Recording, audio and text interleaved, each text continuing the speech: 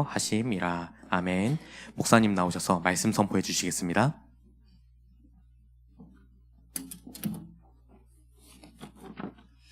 언제나 시작이 참 중요합니다. 신앙생활을 어떻게 시작하는가, 또 기도를 누구에게 배우고 어떻게 시작하는가, 이런 것들이 참 중요합니다.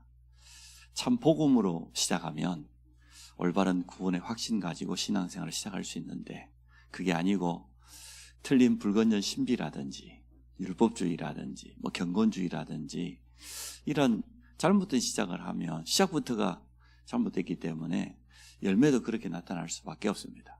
그래서 우리에게는 올바른 시작이 무엇인가, 여기에 대한 분명한 답을 가지고 있어야 되겠고, 또 그 답을 가졌다고 하면 그 다음으로 우리가 중요하게 생각할 것이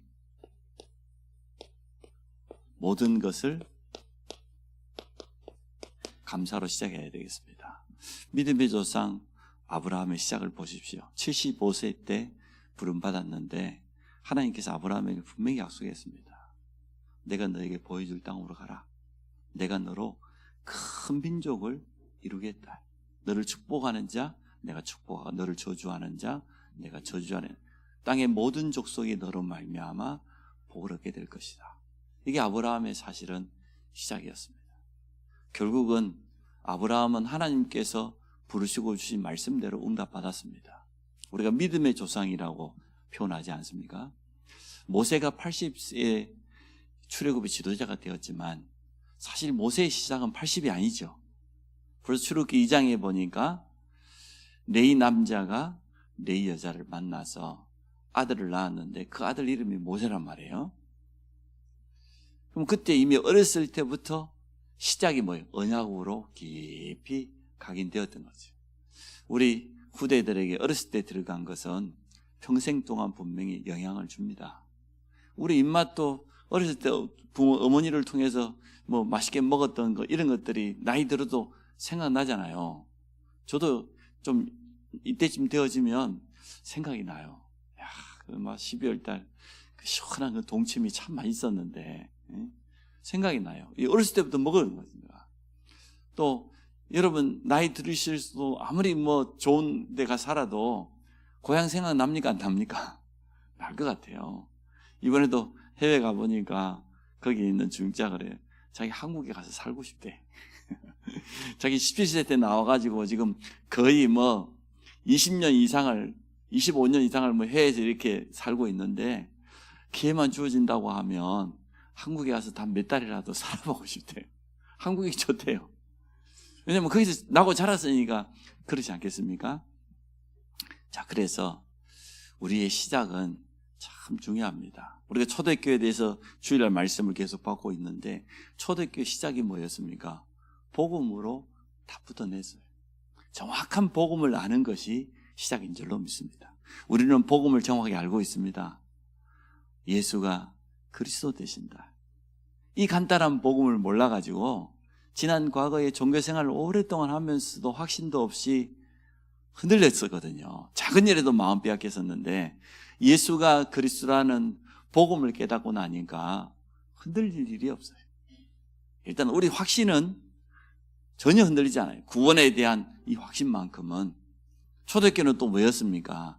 부활하신 주님이 우리에게 맡기신 미션, 하나님의 나라, 나를 통하여서 이 땅에 이루어져야 될 하나님의 나라, 우리 가는 곳마다 이루어져야 될 하나님의 나라, 이 영적인 비밀이잖아요. 세상 나라하고 사단 나라로 가득 차 있는 거기에 복음의 빛을 가지고 우리 가는 곳마다 하나님의 나라가, 우리 가정에 하나님의 나라가, 우리 현장에 하나님의 나라가, 이 미션을 가지고 있었습니다. 초대교회는 시작을 참 잘했습니다. 그리고 이루는 비밀인 오직 성령, 오직 권능, 오직 증인될 것이다. 이 약속 붙잡고 오로지 기도했더니 오순절의 응답을 받았지 않습니까? 이게 초대교회의 시작입니다. 시작을 이렇게 올바로 하고 보니까 당장의 현장마다 복음 전할 수 있는 문들이 열려졌습니다. 오늘 안디옥 교회 시작을 잘 알잖아요. 스데반이라고 하는 7주사 중에 한 사람이 순교를 당했어요. 다른 것 때문이 아니고 예수 그리스도 복음 전하다가 돌에 맞아가지고 순교당했습니다. 그랬던 이 초대교회가 스데반의 환란 이후로 이 흩어진 자들이 안디옥에 모여가지고 교회를 새롭게 시작했는데 주의 손이 함께하고 주의 은혜가 보이고 허다한 무리가 주께로 돌아오고 나중에는 어떤 역사가 일어났습니까? 이 교회를 통해서 그동안 유대인에게만 복음 전했었는데 헬라인들에게, 이방인들에게 복음이 증거되어지는, 우리로 말하면 선교죠. 문화권이 다른 민족에게 복음이 증거되어지는 선교의 문이 열린 것을 보게 되어집니다. 그래서 시작이 참 중요해요. 그런데 오늘 우리가 생각해 봐야 될 것은 우리의 시작은 다른 것에서부터 시작되면 안 됩니다. 올바른 구원. 사실 복음을 똑바로 받았다고 하면 올바른 구원관을 가지게 될 것 아닙니까? 틀린 구원관을 가지고 있는 사람들이 너무나 많기 때문에 구원이 뭡니까? 죄에서 건져내는 걸 구원이라고 그래요. 사단의 손에서 지옥 권세에서 건져내는 걸 구원이라고 그래요. 구원이란 말은 건져낸다는 거잖아요. 어디에서 건져낸다는 겁니까? 오늘 그 부분을 에베소서 2장은 정확하게 우리에게 말해줍니다. 우리의 시작은 어디서부터 시작되냐? 올바른 구원. 올바른 구원은 다른 것으로는 절대로 가능하지 않거든요. 오직 예수 그리스도만이 구원자입니다. 예수 그리스도로 말미암아 구원받을 수 있습니다. 다른 길은 없습니다. 제가 어렸을 때 불렀어요. 천국에 들어가는 길은 다른 길은 없다고 불렀어요. 천국에 가는 길은 예수님 뿐이지요. 이 찬양을 불렀어요. 다른 길은 없어요. 그럼 오늘 에베소서 2장에 보니까 구원의 비밀을 참 잘 설명했습니다. 1절에 보니까 그는, 여기서 말하는 그는 이제 에베소서 1장은 읽어봐야 된다는 얘기죠. 에베소서 1장에 보니까 다른 건 말하지 않습니다. 그리스도 안에서 계속 강조합니다. 이 1장 3절에 보니까 찬송하리로다 하나님 곧 우리 주 예수 그리스도 아버지께서 그리스도 안에서 하늘에 속한 모든 신령한 복으로 우리에게 주시되, 또 4절에 보니까 창세전에 그리스도 안에서 우리를 이미 예정하시고 택하셨다고. 그럼 그는, 그 말은 누구를 말하는 겁니까? 예수 그리스도를 말하는 거죠. 그래서 오늘 1절에 그는, 예수 그리스도는 그 말이요, 허물과 죄로 죽었던 너희를 살리셨도다. 제일 첫 번째 구원의 내용이 뭡니까? 우리의 과거 끝난 거예요. 과거 문제를 깨끗하게 해결하는 겁니다. 이게 구원입니다. 우리의 과거는 뭐냐? 오늘 보니까 허물과 죄로 죽었었다. 영적으로 죽음 가운데 있었습니다. 이 말은 무슨 말입니까? 창세기 2장 16절 17절에 보니 하나님이 아담과 계약을 맺었습니다. 에덴 동산에 있는 모든 나무의 열매를 임의대로 먹어라. 다 먹을 수 있다. 단 에덴 동산 중앙에 있는 선악을 알게 하는 나무의 열매는 먹지 말라. 이건 하나님과 첫사람 아담과의 계약입니다. 먹는 날에는 반드시 죽겠다. 이건 하나님과의 언약이에요.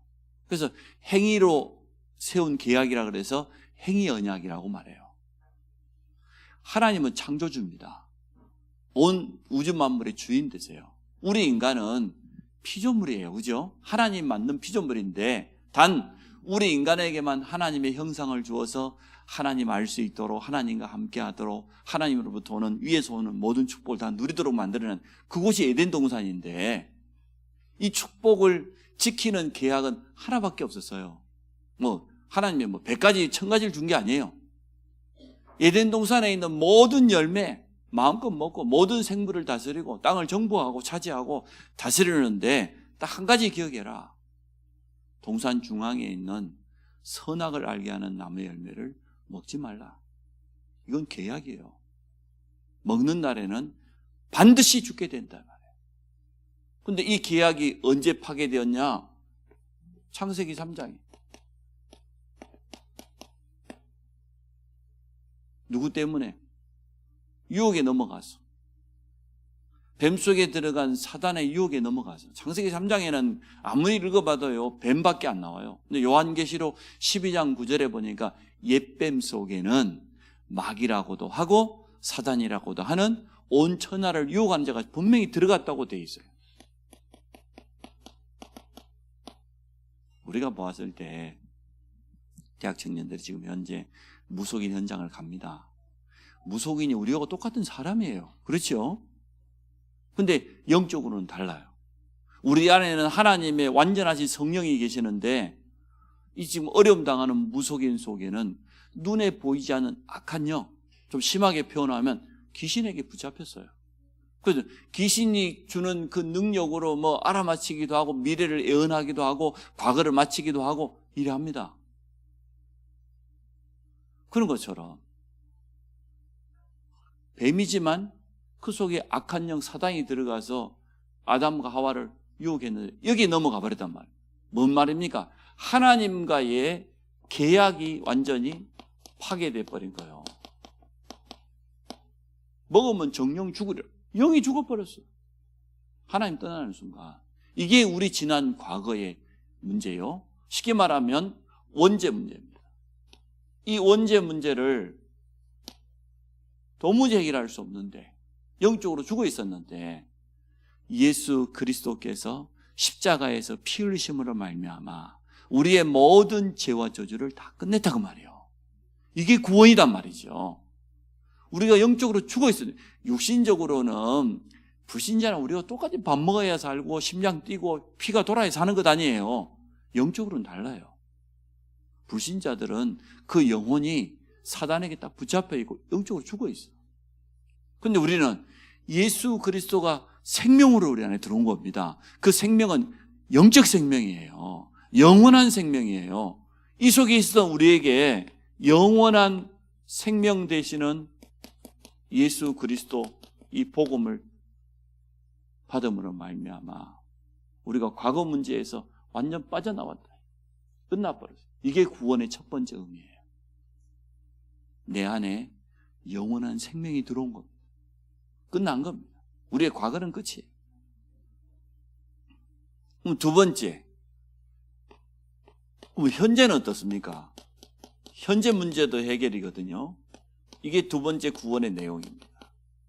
불신자들의 현재를 오늘 설명하는 2절에 보니까 그때에 영적으로 죽어있고 운명이 사단에게 붙잡있는 그때에 보니까 너희는 그 가운데서 행하여 이 세상 풍조를 따르고 그러죠.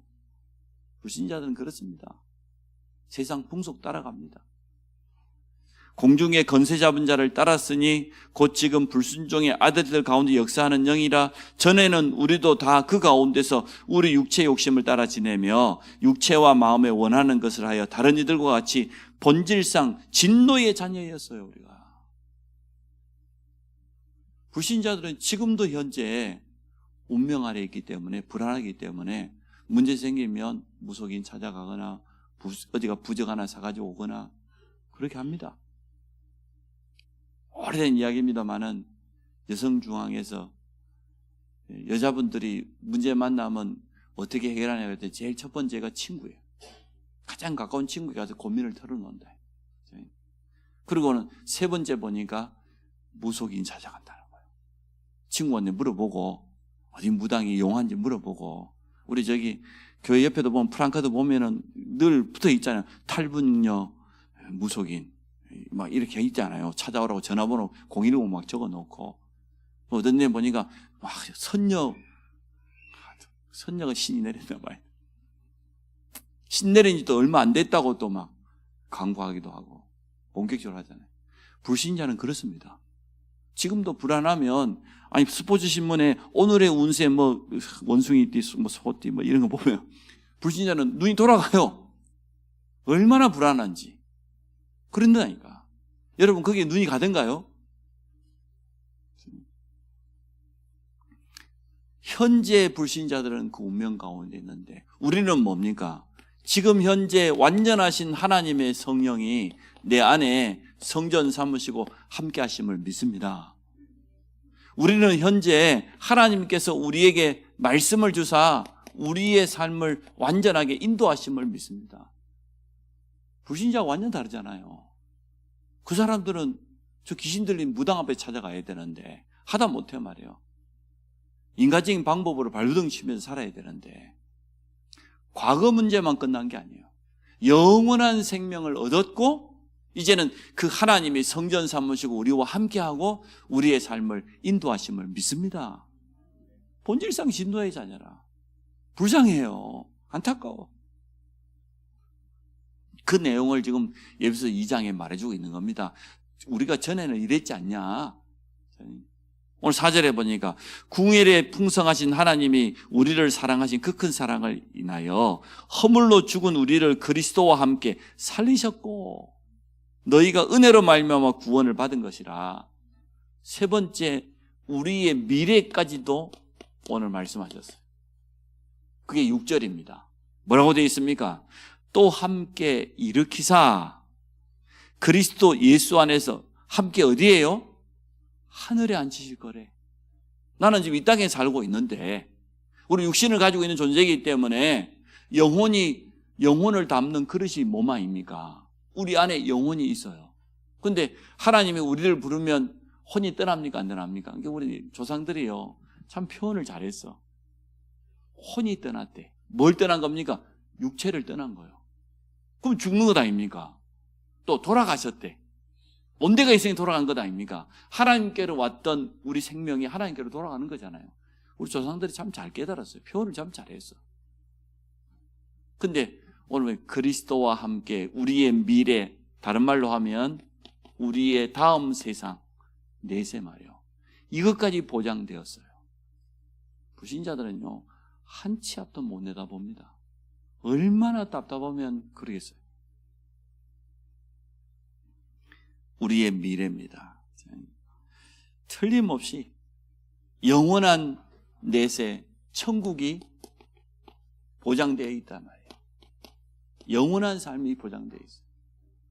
이 땅 살다가 끝나버리는 게 아니라 우리 인간의 영적 존재이기 때문에 우리 영혼은 영원해요. 그렇지 않습니까? 육체야 이 땅 떠나면 흙으로 돌아갑니다. 과학자들이 우리 육체를 조사해 보니까 결국은 흙하고 성분이 99.9% 똑같대요. 육신은 연약해지면 흙으로 돌아가는 거예요. 그러나 우리 속에 보이지 않지만 가지고 있는 영혼은 없어지는 존재가 아니에요. 영원한 존재. 그래서 성경에도 보니까 우리 인간에게 하나님이 영원을 사모하는 마음을 주었대. 그게 본성이지. 영원한 존재니까.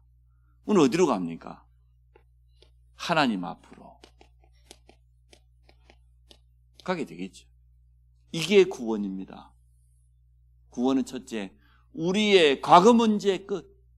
죽었던 우리 속에 영원한 생명이 들어왔다. 우리의 현재 문제도 끝. 지금부터 하나님은 말씀으로 우리를 세밀하게 인도하십니다. 구원은 우리의 미래 문제도 끝. 영원한 천국이 보장되어 있으니까. 그래서 구원을 한마디로 죄에서 건져낸다. 저주 재앙에서 건져낸다. 그 말도 맞지만 우리의 과거 끝. 우리의 현재 문제도 끝. 우리의 미래도 보장. 그러니까 진짜 이게 소망이 되는 거지. 안 그러면 이 땅에서의 삶만 쳐다보면 참 소망이 되겠어요? 초대교회는 250년 동안 순교만 당하다가 다 갔는데 영원한 미래에 대한 참된 믿음과 소망이 없다고 하면 이 땅의 것만 쳐다보면 불신자가 우리보다 훨씬 나아요. 불신자는 가고 실컷 마시고 밤새 가서 뺑뺑이 돌고 자기들 하고 싶은 건 다 하잖아요. 내세가 없다 하면 그리 잘해 안 되겠어요? 근데 우리는 우리에게 맡겨져 있는 사명이 있고 영원한 내세가 보장되어 있기 때문에 영적인 축복이 있기 때문에 그걸 알기 때문에 흔들리지 않는 거죠. 그래서 오늘 에베소 2장을 보면서 딱 결론 내야 됩니다. 구원이 뭐냐? 내 과거 죽었던 내가 살았어. 현재 그리스도께서 나와 함께. 미래 영원한 천국이 보장돼요. 이 소망을 여러분 붙잡으시기 바랍니다. 이게 시작이에요. 성도들의 시작은 뭐냐? 올바른 구원. 이걸 정확히 알고 있어야 될 것 아닙니까? 무조건 예수 믿으면 예수를 어떻게 믿어야 되는데 말이에요. 예수 믿으면 어떻게 되는데 말이에요. 알고 있어야 될 것 아닙니까? 자, 그러면 두 번째, 지금부터는 모든 것을 여러분 감사로 시작하시기 바랍니다. 물론 그 감사는 구원의 감사와 감격입니다. 이 속에서 모든 걸 시작하세요. 우리가 예배를 드리러 이 자리에 나왔습니다. 예배를 드리러 나올 때도 우리는 뭘 가지고 나와야 됩니까? 예수 그리스도의 십자가의 능력으로 말미암아 그 보혈로 말미암아 내가 구원받았다고 하는 여기에 대한 감사, 감격 이거 가지고 나오면 돼요. 다른 거 필요하지 않습니다. 감사의 내용이 그렇다는 거죠. 다른 것으로는 절대로 안 되는데 말이야. 아니 성경에 보니까 이렇게 되어 있어요. 시편 100편 4절에 보니까 신하 하나가 왕으로부터 부름을 받았어요. 빨리 왕궁으로 들어와라. 그래 이제 자기에게 소식을 전달한 사람에게 물어봐요. 왜 나를 부르냐? 왕이 당신에게 어마어마한 상급을 준비해 놓고 당신 궁으로 들어오라고 한다. 그러면 이거 준비하고 지금 궁전으로 나아가는 이 신하의 마음은 어쩌겠어요? 얼마나 기쁘겠습니까? 그래서 표현하기를 감사함으로 나아가며 그랬어요. 그겁니다. 우리는 어마어마한 왕이 준비하는 상급을 뛰어넘는 영원한 구원의 축복을 하나님 우리에게 주셨다. 여기에 대한 감사와 감격이 여러분 회복되시기 바랍니다. 다른 것 가지고 나아가면 안 돼요. 예배 자리에 나아갈 때마다 나는 당연히 멸망받아야 되고 당연히 지옥 가야 될 백성인데 하나님 내게 구원을 주셨어. 그것도 세상에 저 똑똑한 사람들을 놔두고 인격이 훌륭한 사람들을 놔두고 하나님 나를 구원해서 얼마나 그러니까 좀 과거에 저처럼 개차반 인생이 더 감사가 넘쳐요. 저는 더 감사가 넘치더라고. 저희 형제들이요 저하고는 딱 반대로 성실합니다. 아주 인격적입니다. 제가 어렸을 때 저희 아버님이 얼마나 저희 아들들을 열심히 부려먹었냐 그러면 토요일날 1시 되면 학교 끝나고 오잖아요. 토요일 1시부터 그 다음날 일요일날 밤 6시까지 해야 될 일을 스케줄을 가지고 있어요. 저희 아버님은 우리 네 형제에게. 그리고 이제 미리 수요일부터 이야기합니다. 수요일부터 토요일 1시부터 논에 가서 무슨 일을 하고 밭에 가서 뭔 일을 하고 주일날은 또 뭘 걸음을 갖다 날려야 돼. 이것을 토요일 오기 전에 미리 우리에게 막 각인을 시켜요. 꼼짝 못하도록. 이야, 저는 주일날 예배를 드리러 교회에 가야 되는데 주일날 아침밥 먹으면 뭘 해야 된다는 거예요. 그럼 저희 형들은 성실합니다. 순종합니다. 효도합니다. 시킨 대로 합니다. 저는 도망가 버립니다. 주일날 딱 아침밥 먹고 눈치 보고 있다가 아침하고 주일학교 예배를 가야 될 거 아니에요. 갑니다. 그래서 갔다가 예배 드리고 이제는 점심때 돼갖고 이제 집에 들어오면 이제 들어오기가 참 힘들죠. 굉장히 힘들어요. 워낙 저는 부모님 말에 순종을 안 했기 때문에 저희 형들은 인격은 훌륭해. 저희 형들은 제 동생까지 보면 얼마나 사람이 착한지 몰라. 진짜 막 법 없이도 살 것 같아. 저는 전혀 그렇지 않았어요. 그러니까 저 같은 인간이 구원받고 보니까 감사가 남달라요. 여러분 다 뭐 착해가지고 뭐 별 감사가 없는지 모르겠으면만은 저는 제 과거가 너무 부끄럽기 때문에 이번 주 월요일에도 우리 수원노예 목회자 부부들 모시고 여수 제 고향에 갔거든요. 야, 제가 그 3년 동안 누볐던 그 현장, 고등학교 3년 동안 막 헤매고 다녔던 그 현장이거든요. 막 골목 하나하나까지 제가 다 알고 있으니까 얼마나 방황하고 다녔던지. 꼭 뭐 과거가 저처럼 그래야만 구원의 감사가 넘치는 건 아닌데 저는 그래도 남달라요. 여러분 구원의 감사로 모든 걸 시작하시기 바랍니다. 다른 거 가져가지 마세요. 사실 우리가 이 성경적인 전도운동 정확한 복음을 깨닫고 얼마나 감사했었습니까? 틀린 구원관, 틀린 신앙생활하고 종교생활하고 우리 얼마나 힘들었었는데 여러분 그거 회복하세요. 그러시면 돼요.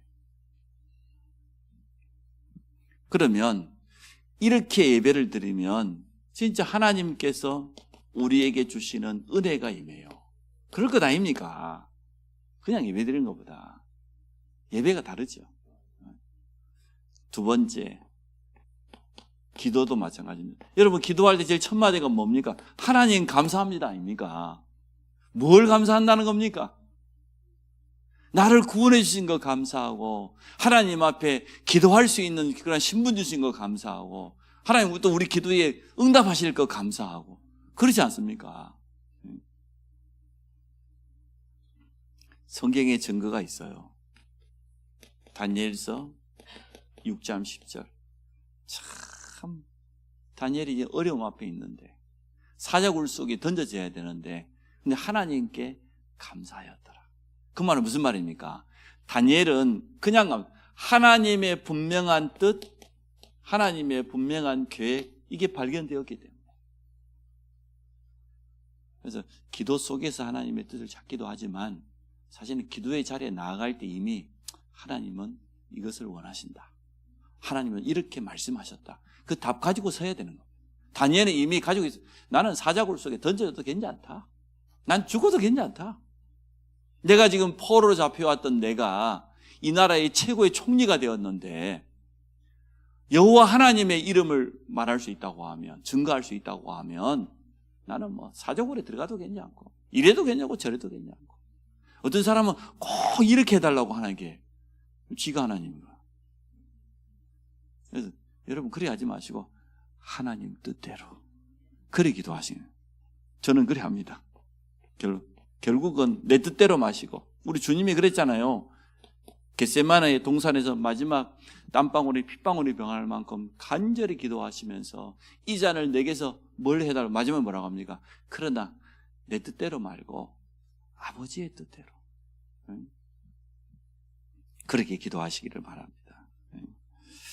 하나님의 분명한 뜻과 계획이 발견되면 감사할 수밖에 없겠지요. 그렇지 않습니까? 또 감사는 치유입니다. 감사는 능력입니다. 아무나 감사할 수 없어요. 여러분 진정으로 감사해 보면 내 자신 치유됩니다. 여러분 마음속에 감사 대신 원망이 가득 차가지고 그 사람 어떻게 되겠어요? 우리 사람 미워하고 원망하고 스트레스 받으면요 우리 몸 안에 독소가 어마어마하게 나온다고 과학자들이 밝혔어요. 근데 반대로 우리가 막 마음속에 막 행복하고 감사하고 그러면 뇌에서부터 분비되는 이 호르몬이 말이요 저 세상 사람들 악한 사람들이 만드는 마약 성분보다 몇백 배 더 강하대 그 힘이. 그때 치유된다는 거예요. 그때 죽었던 세포 살릴 수 있다는 거예요. 여러분 믿습니까? 저는 그래 믿어요. 내가 감사할 때. 근데 우리가 반대로 다 스트레스 받고 원망하고 불평하고 힘들어하고 우리 몸이 어떻게 되겠어요? 모든 장기 다 무너진다고 그러잖아요. 그래서 여러분 자신의 건강을 위해서라도 감사하시기 바랍니다. 내가 몸이 이리 약한데도 오늘 예배에 나올 수 있는 거 참 감사하다. 이래야지. 참 그래도 참 못됐지만 저런 남편이 내게 있다는 거 감사하다. 이래야지. 감사는 치유입니다. 아무나 감사할 수 없습니다. 감사할 수 있는 사람이 능력입니다. 세 번째, 신앙생활. 종교생활은 감사라기보다요 참 부담이었어요. 저는 그랬습니다. 힘들었어요. 무거운 짐이었어요. 성경에 보니까 수고 무거운 짐자들아 다 내게로 와라 내가 너희를 쉬게 하겠다 그랬는데 반대로 복음을 잘 못 깨달아가지고 내가 뭘 해야 된다고 생각하니까 얼마나 부담되고 힘들었겠어요. 아닙니다. 신앙생활을 참된 감사로 시작해야 될 줄로 믿습니다.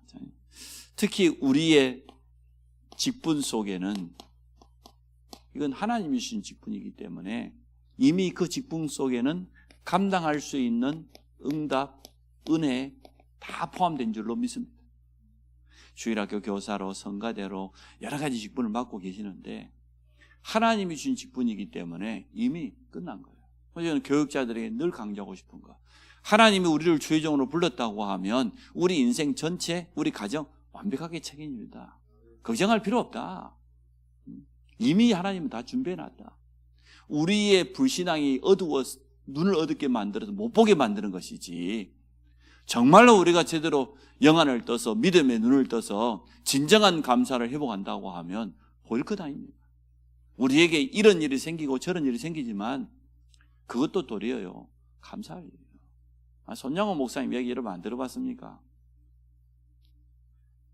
자기 아들을 저 공산당들이 데려가고 죽였어요. 자기 아들을. 그것도 큰 아들을. 근데 한 10가지 감사했다니까. 하나님 참 이 세상보다 더 좋은 천국으로 불러가 주셔서 감사하다고. 아니 지금 이제 한참 자라고 있는 아들이 지금 죽었는데, 아니 하나님 우리 아들 미국 유학 보내려고 했는데 미국보다 더 좋은 천국 불러가서 감사하다. 못 말리는 거죠. 흑암이 틈 못해요. 하나님의 은혜에 감사해서 모든 일을 한다고 하면 그 어떤 것도 문제되지 않습니다. 그래서 바울은 뭐라고 했습니까? 고린도전서 15장 10절에 나의 나된 것은, 이 모든 것은 하나님의 은혜다. 쉽게 말하면 감사하는 거죠. 예배로 나올 때도 구원의 감사와 감격으로, 여러분 기도의 자리에 나아갈 때도 그래야 여러분 치유됩니다. 회복됩니다. 신앙생활을 하고 모든 직분을 감당할 때도 감사로. 하나만 더 말씀드리겠습니다. 전도입니다. 전도의 시작도 뭡니까?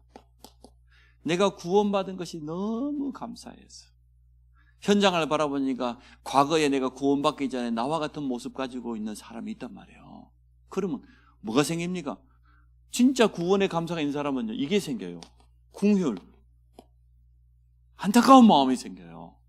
불쌍한 마음이 생겨요. 전도자의 기본이 영혼 사랑에 대한 궁휼입니다.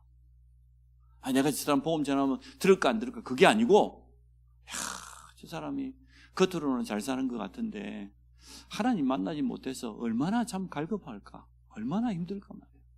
이러한 궁휼한 마음이다 말이에요. 그 궁휼의 시작은 어디서 있습니까? 내가 저 속에서 빠져나와서요, 내가 구원받은 여기에 대한 감사가 바탕이 되기 때문에 궁휼이 나온 것 아닙니까? 이게 영혼 사랑입니다. 이게 전도의 시작되시기를 바랍니다. 이 궁휼은 뭡니까? 무조건적인 하나님의 은혜예요. 무조건적인 은혜고 무조건적인 사랑이에요. 하나님의 사랑. 내가 뭐 조건을 갖출 만한 게 있어서 구원받은 게 아니고 죽어있던 내게 예수 그리스도를 보내주셨는데, 알고 보니까 우리가 믿음으로 구원받았어요. 이제 지금부터 그 밑에 절 읽으려고 합니다. 8절 한번 읽어볼까요? 8절 9절. 너희는 그 은혜에 의하여 믿음으로 말미암아 구원을 받았으니 이것은 너희에게서 난 것이 아니요 하나님의 선물이다. 한 절 더요. 행위에서 난 것이 아니니 이는 누구든지 자랑하지 못하게 함이라. 너희가 그 하나님의 은혜로 말미암아 믿음으로 구원받았는데 그 믿음까지도 누가 주신 선물이에요? 하나님의 선물이에요. 하나님의 은혜가 아니고는 절대로 우리는 예수를 그리스도로 믿을 수 없습니다. 창세기 3장 사건도 믿을 수 없습니다. 아담이 따먹었지 내가 따먹었나 이렇게 말하지. 그런데 첫사람 아담이 범죄한 것이 바로 모든 인류에게 내려오는 죄란 말이에요. 그 속에 내가 있었는데 하나님이 내게 은혜를 베푸셔서 믿음을 주셨어요. 예수가 그리스도로 오셔서 모든 문제 다 해결했다. 이 믿음까지도 하나님의 전적인 선물입니다. 은혜 아니면 절대 가능하지 않습니다. 그것을 오늘 본문은 분명히 말해주고 있습니다. 그래서 오늘 에베소 2장 1절로부터 한 9절 10절까지 한번 자세히 한번 읽어보세요. 그렇다. 전에 내가 허물과 죄로 죽어 있었구나. 불신자처럼 세상 풍족 따르고 본질상 진노의 자녀였어. 그러한 내가 구원받았어. 근데 내 안에 하나님의 성령이 함께 하시고 내 새까지 보장되었어요. 구원의 내용을 참 잘 설명했지 않습니까? 자, 마지막으로 10절 한번 봅시다. 우리는 그가 만드신 바라 그리스도 예수 안에서 선한 일을 위하여 지으심을 받은 자니 이 일은 하나님이 전에 예비하사 우리로 그 가운데서 행하게 하려 하심이니라. 자, 무슨 말입니까? 이제 우리에게 주어져 있는 분명한 사명이 있죠. 우리는 그가 만드신 바라 그리스도 예수의 선한 일을 위하여 지음받은. 진짜 선한 일이 뭡니까? 영국의 아버지는 길거리 노숙자 천지더라니까요. 오후 3시도 안 됐는데 벌써 나등굴해가지고 막 자고 있고, 아니 아침 9시에 나가는데 벌써 노숙자가 맥주 한 캔 마시고 두 번째 캔을 옆에 놔두고 있어. 그거 손에 들고 있어. 이렇게 손 떨고 이렇게. 아침 9시부터. 완전 영적 문제잖아요. 참 이렇구나. 진짜 선한 일은 지옥 가야 될 운명에 빠진 사람을 건져내는 게 선한 일. 다니엘서 12장 9절에 보니까 모든 사람을 옳은 대로 돌아오게 하는 자는 하늘의 별과 같이 영원히 빛난대요. 그게 복음 전해주는 게 진짜 선한 일 아닙니까? 그거보다 더 선한 일. 이것 때문에 우리가 지음 받았다고 그래요. 여러분 이렇게 쓰임 받으시기 바랍니다. 우리의 마지막 남은 우리의 삶도 이렇게 돼요. 오늘 에베소서 2장 10절. 가장 선한 일을 위해서 지음받은 자. 이게 결론입니다. 자, 바울은 그래서 14권의 서신서를 우리에게 남겼는데 바울의 첫 마디가 감사합니다. 고린도서 1장 4절에도 보니까 내가 너희로 인하여 항상 하나님께 감사한다. 내가 너희를 생각할 때마다 하나님께 감사. 내가 너희를 위해서 기도할 때마다 하나님께 감사한다. 14권의 서신서에 보니까 서론에 늘 찬송하리로다, 감사하리로다 달랐어요. 그래서 이렇게 결론을 냅니다. 그냥 기도가 아니고 감사 기도가 회복되기 원합니다. 오늘 본문 말씀을 살펴보니까 참 하나님의 은혜다. 참 하나님께 감사할 일이다. 감사할 일이 너무 많잖아요. 사실은 다가오는 주일이 추수감사 주일입니다. 추수를 하기 때문에 감사하다 그 말도 맞는데 한 해 동안에 하나님이 내게 산업을 허락해 주시고 여기까지 인도하신 거 감사할 일 아닙니까? 어떤 사람은 나면서부터 장애를 가지고 있어가지고 정상적인 삶이 부족하고 할 수가 없고 국가로부터 보조를 받지 않으면 기본 생활이 유지가 안 될 만큼 그렇게 어려움당한 장애인들 참 많습니다. 근데 우리 사지 다 멀쩡해요. 그 직장 다녀요. 월급도 타와. 적든 많든. 근데 감사가 없어요. 말이 안 되죠. 감사할 일이 너무 많아. 근데 우리는 더 중요한 영적인 어마어마한 구원의 축복 속에 부름받았어요. 회복되시기 바랍니다. 두 번째, 감사의 능력을 체험하시기 바랍니다. 감사할 때 어떻게 되는지. 그래서 이제 우리 오늘부터 이제 막 불평, 불신앙 하지 맙시다. 그 도움 되지도 않아요. 맞는 말 하면서도 틀린 말 하지 마요. 오직 하나님 은혜에 감사하고 하나님이 하실 일을 기대하고 우리는 믿음 있지 않습니까? 하나님은 하실 수 있다. 또 하나님은 지금도 하신다. 그 믿음으로. 그래서 세 번째, 감사의 증인으로 서시기 바랍니다. 요즘 감사가 잘 없어요. 우리 자녀들이 당연한 듯이 받아가지 감사 잘 못해요. 그러면 되겠습니까? 하나님, 오늘 말씀을 통하여서 올바른 구원관을 가지고 모든 걸 시작하게 하시고 구원의 감사와 감격 속에서 모든 일이 시작되도록 축복하여 주옵소서. 예수 그리스도 이름으로 기도합니다. 아멘. 찬송가 270장입니다.